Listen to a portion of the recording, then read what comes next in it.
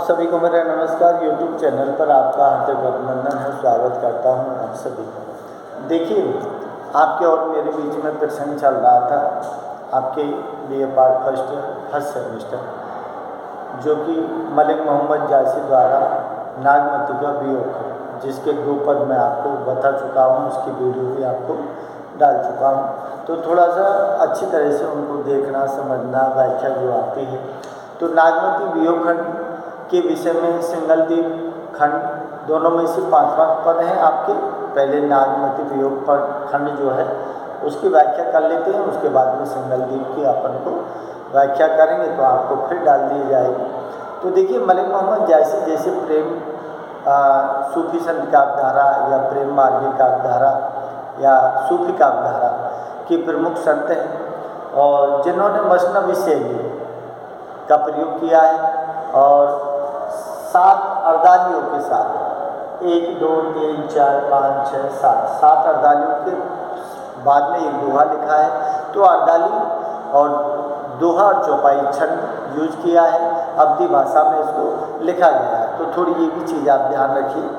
और मलिक मोहम्मद जासी के किस काव्यधारा का है ये भी ध्यान रखिए, क्योंकि छोटा क्वेश्चन है, आपको कहाँ घुमा के पूछ लेगा, उसके बारे में कुछ नहीं कह सकते। तो देखिए, आप थोड़ा सा शब्दों को पकड़िए, क्या दिया है ये बात जो है। जैसे नागमती वियोग खंड में राजा रतन सिंह नागमती जो अपनी ब्याहता पत्नी है उसको छोड़कर चला जाता है और कहाँ जाता है? सिंगलदीप। सिंगलदीप क्यों जाता है? क्योंकि सुआ के माध्यम से रानी पद्मावती जो कि गंधर्व सेन की कौन है? पुत्री है, राजकुमारी है, सिंगलदीप की राजकुमारी। तो उसकी रूप सौंदर्य का वर्णन सुना तो जोगी का भेष धारण करके उसको मन ही मन प्रेम हुआ और जोगी का भेष धारण करके वहाँ सिंगलदीप जाता है। तो उसके बाद में जो नागमती की विरह व्यथा जो हुई है उसका बड़ा मार्मिक चित्रण इसमें किया है। तो देखिए, ये सारी विरह वियोग होने के कारण बहुत बड़ी मुश्किल, व्याकुल और जो दी है उसकी दशा, उसकी अवस्था पीड़ा से परेशान है। तो यहाँ उसकी जो सखी सहेलियाँ हैं वो सारी सहेलियाँ मिलकर उनको समझाती है, उनसे कहती है कि देखिए, आज छोड़ के गए हैं तो लौटकर वो जरूर आएंगे। क्यों? उदाहरण दिए हैं उन्होंने, जैसे दिया है कि भाई कमल का फूल है, कमल के फूल पे भौरा कितना ही बैठ ले, लेकिन अंततः उसको कहाँ आता है?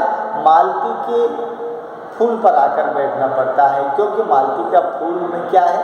सुंदर है और खुशबू है। तो कमल पर कब तक बैठेगा? लौटकर फिर वापस पुनः आएगा।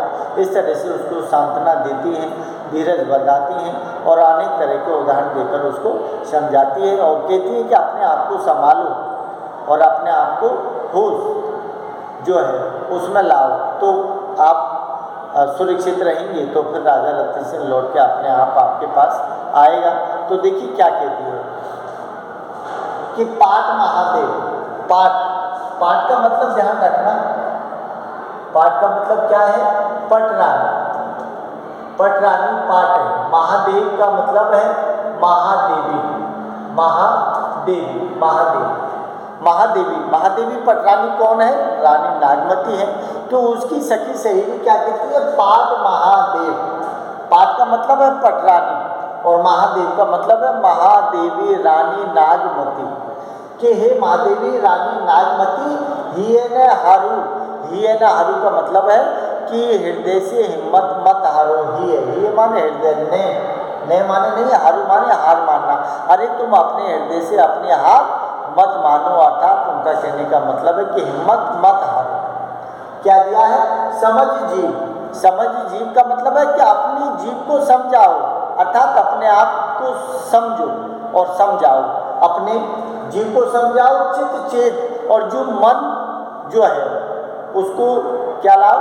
चेतना की अवस्था में लाओ। जो शिथिलता है, जो आप ग्रह वियोग कर रहे हो ना, उसको छोड़िए और अपने चित्त माने मन को, चेत माने चेतना की अवस्था में संभारू का मतलब है संभालना। तो समझ जीव कि अपने जीव को समझाओ और अपने मन को चेतना की अवस्था में लाओ और अपने आप को क्या करो, संभालो। संभालो का मतलब है संभालना। अरे अपने आप को संभालो, हिम्मत मत हारो। आज गया है राजा रतन सिंह तो लौटकर फिर आएगा। उसकी सखी सहेली समझाती हैं और क्या दिया है कि भौर कमल संग होए पहरावा। भौर कमल, भौर माने होता है भौरा। भौर माने क्या है, भौरा।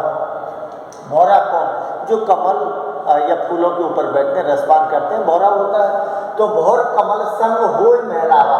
मेहरावा का मतलब क्या है, मेहरावा का मतलब होता है मिलन। जो मिलन होता है किसका, कमल के फूल का और भौरा का। तो इसमें क्या है कि कमल संग होए मेहरावा।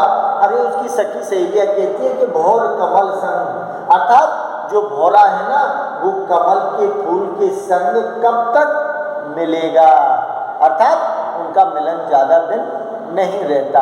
अब यहाँ कमल का फूल किसको माना है, यहाँ रानी पद्मावती को कमल का फूल माना है और मालती को रानी नागमती का फूल माना है। समझ लो। तो यहाँ सखी सहेली कहती कि भौर कमल संग होए मेहरावा। अरे रानी सुनिए कि कमल का फूल पर जो भौरा बैठता है ना उसका मिलन ज्यादा नहीं होता है। संवर नेहे, अरे जब भौरे को संवर, संवर का मतलब है याद आना। नेहे, नेहे माने प्रेम, किसका, मालती। अरे मालती के फूल का जब प्रेम, अर्थात रानी नागमती जब आपका प्रेम उनको याद आएगा ना तो पह आवा, फिर वो आपके ही पास आकर बस जाएंगे। जैसे क्या दिया, संवर। संवरने का मतलब है संवरना। संवरने का मतलब है याद, संवरना नहीं, जैसे अपन कह सकते कि संवरी नेह, इसका मतलब उसके, संवरने का मतलब है याद करने से। तो संवर नेह, अरे जब उसको मालती के फूल का प्रेम याद आएगा, पह आवा, तो वो लौट कर फिर दोबारा तुम्हारे पास आ जाएगा। इनका कहने का मतलब है कि कमल का फूल पर भौरा बैठता है लेकिन वो ज़्यादा दिन नहीं, क्योंकि उससे ज़्यादा अच्छा फूल किसका दिखाया है, मालती का। तो मालती कौन है, नागमती है, और रानी पद्मावती कौन है, कमल। पपिये स्वाति सु जस प्रीति। अब देखिए इसमें दृष्टांत अलंकार भरा पड़ा है। उन्होंने अलग अलग दृष्टांत देके जो जिन जैसे शब्द आए हैं, तो फिर क्या कहते हैं कि पपिया स्वाद सु जस प्रीति। अरे पपैया जो होता है ना, पपे हैं, पपे का मतलब है पपैया, पक्षी है। स्वाति जो जस प्रीति, स्वाति, स्वाति क्या है, स्वाति एक नक्षत्र का नाम है, स्वाति नक्षत्र का नाम है। सो जस प्रीति, और अर्थात वो कहना क्या चाहती है, वो कहना चाहती है कि पपैया स्वाति के जल से, स्वाति नक्षत्र में जो जल की बूंद गिरती है ना वही क्या है, मोती बनती है। तो यहाँ स्वाति नक्षत्र में पपैया जो है जस प्रीति, इसका मतलब है कि जितना स्वाति नक्षत्र के जल से प्रेम, सो जस प्रीति, प्रेम करता है कौन, पपैया। तो टेक प्यास, अरे उसको मरना मंजूर है।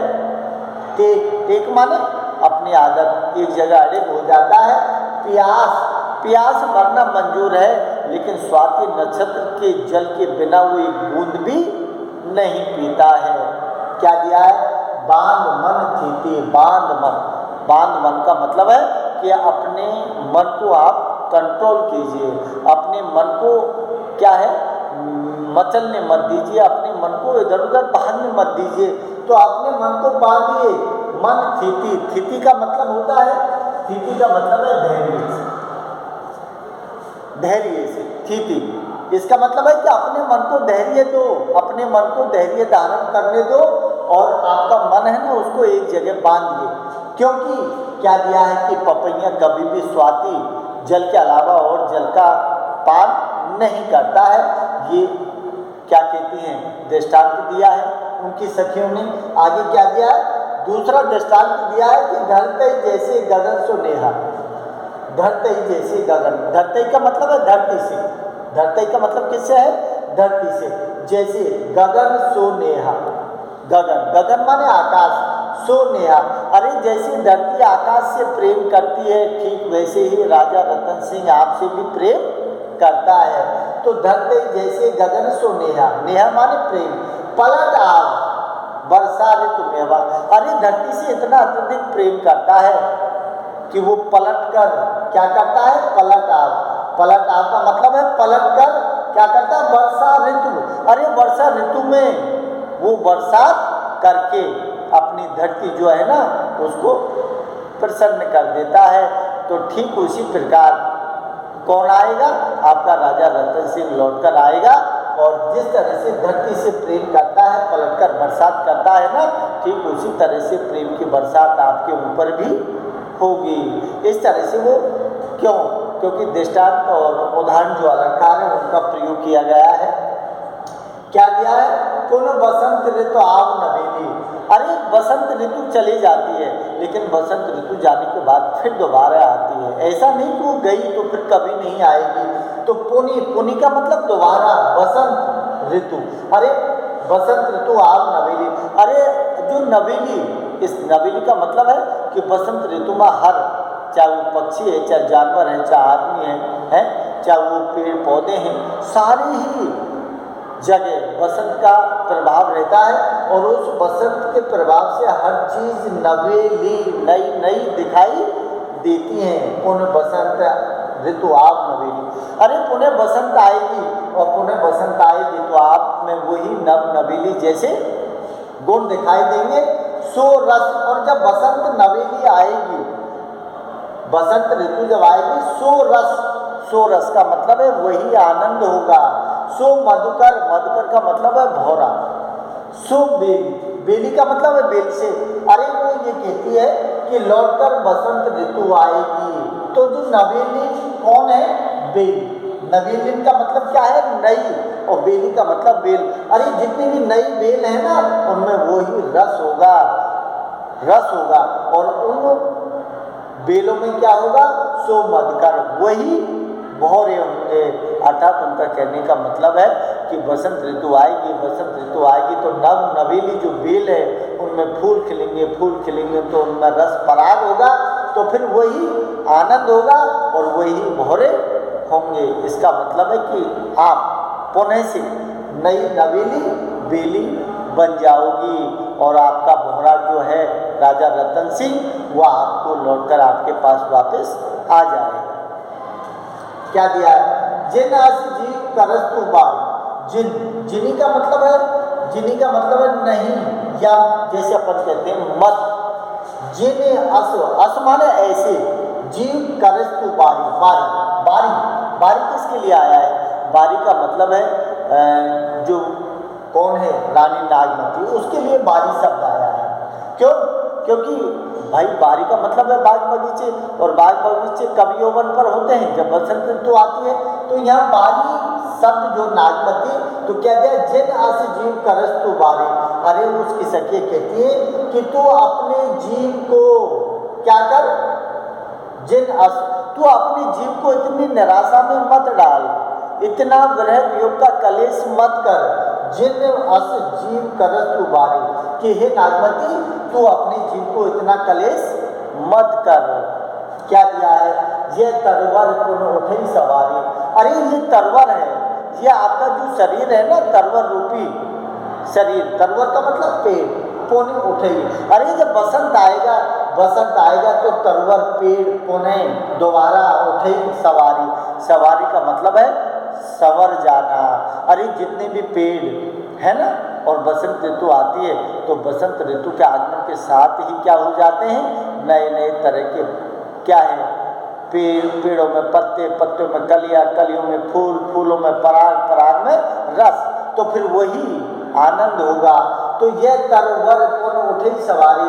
अरे आपका जो तरवर रूपी जो पेड़ है, जो शरीर है ना, वो शरीर पुनः उसी तरह से संवर जाएगा जिस तरह से पेड़ संवरते हैं। तो यहाँ इसीलिए दिया है, जिन अस जीव करे, तू इतना कलेश, इतनी चिंता मत कर, क्योंकि बसंत ऋतु आएगी तो शरीर रूपी जो पेड़ है ना, उन्हें उसी तरह से संवर जाएगा। क्या दिया है, दिन अस बिन जल सूख विधंसा, पुन सोई सरोवर सोई हंसा। अरे हम मानते हैं कि भाई जैसे गर्मी का मौसम है तो गर्मी के मौसम में अच्छे अच्छे तालाब सूख जाते हैं, क्योंकि पानी, भाई गर्मी है तो गर्मी का ऊष्मा होती है तो चली जाती है। तो दिन अस बिन दस अस, दिन अस माने ऐसी, बिन जल सूख विदंसा, विदंसा का मतलब है नष्ट होना।